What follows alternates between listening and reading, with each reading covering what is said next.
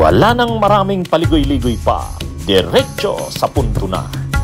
Maiksi lang ang komentaryo, pero diretso sa punto. Maraming kuro-kuro, may tiwali, may totoo.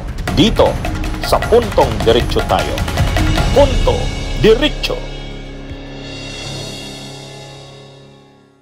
Go ahead, Ronald. Senator, nabanggit nyo last week ba yun? Na willing kayo magpakamatay at lumaban sa China para ipaglaban yung ating soberenya sa West Philippine Sea. Yes. Yan ba ay consistent dun sa posisyon ni President Digong na sabi nga dati, nung nanalo tayo sa UNCLOS, dapat itapon na lang sa basura yung desisyon na yan? It's just a piece of paper. A piece of paper na hindi mahalaga. Hindi naman ibig sabihin na kaalyado kami, close kami ni President Duterte. Kung ano yung stand niya, hook, line, and sinker, yun na rin sa akin, di ba?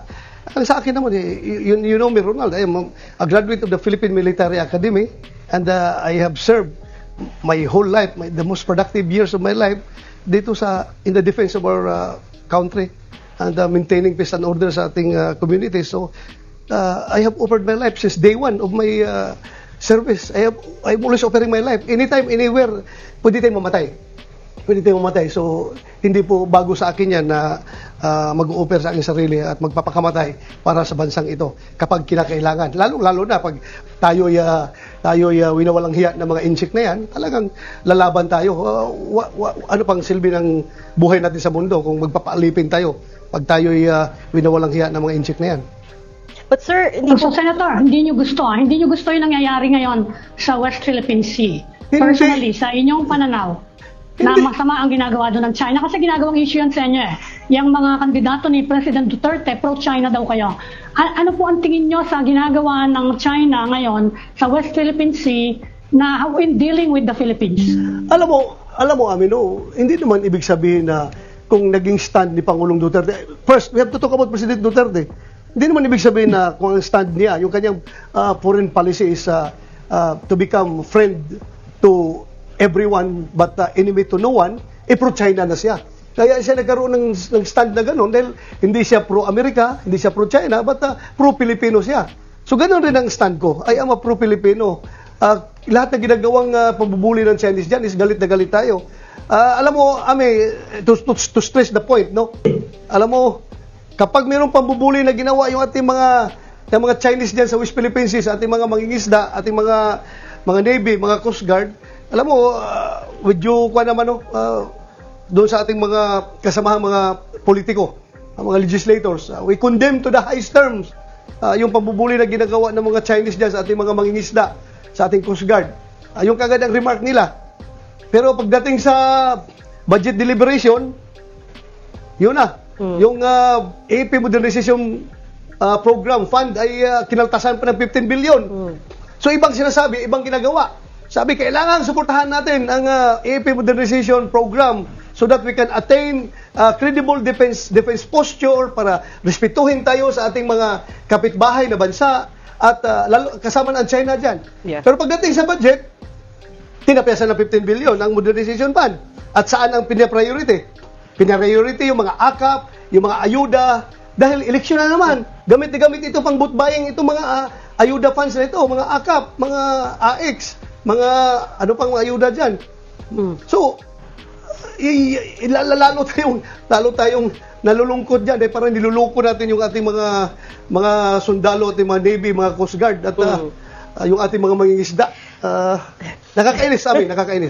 Sir, sorry, I also have to bring up, sinabi mo na rin sa StoryCon before, you did say that you will live and die with your president. You will live and die with your president. That would be President Duterte, of course. So I'm trying to reconcile what you're saying today and what you said before. Are you changing your mind now about the West Philippine Sea Living and dying is different from having different opinion. Di ba? I will live and die with him. Kung mayroong gagawang masama sa kanya, magpapakamatay ako. Pero magkaiba nga ng opinion magkaiba nga ng stand yung magkapatid, kami pa na hindi mo kami magkapatid. Di ba? At saka, you are trying to distance me from President Duterte. Sabi ko na sa inyo, hindi siya pro-Amerika, hindi siya pro-China, pro-Filipino siya. Kaya nga yung ganyang diskarte, ganyan, para respetuhin tayo ng both countries. Tingnan nyo, sa panahon ni Presidente, meron ba tayong nawala na area sa West Philippine Sea?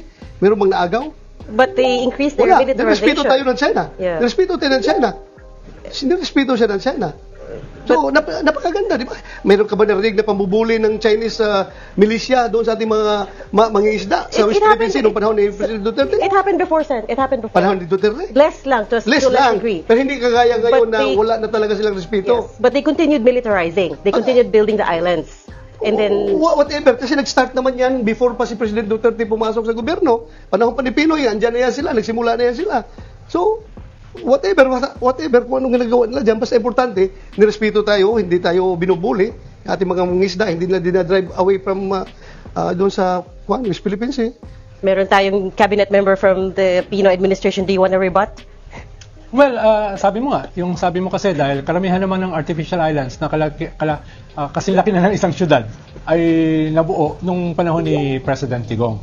No, kaya hindi rin pwedeng sabihin na hindi aggressive yung China during that time. Actually, yung lumubog na, yung muntik mamatay yung mahigit 20, nangyari yan during that time. So, ang sinasabi ko lang naman ay even during the time of Digong, nag-escalate yung China, especially during sa island building. Ayun, yan, agree ako dyan. Totoo naman talaga nangyayari yan, pero hindi tayo binubuli. Hindi tayo binubuli.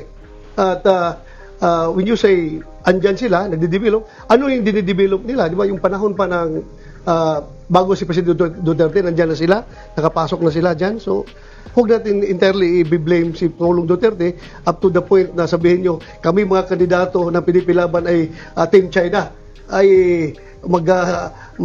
huramentado ako kapag sabihin yung pro-China ako dahil buong buhay ko lumalaban ako sa komunista.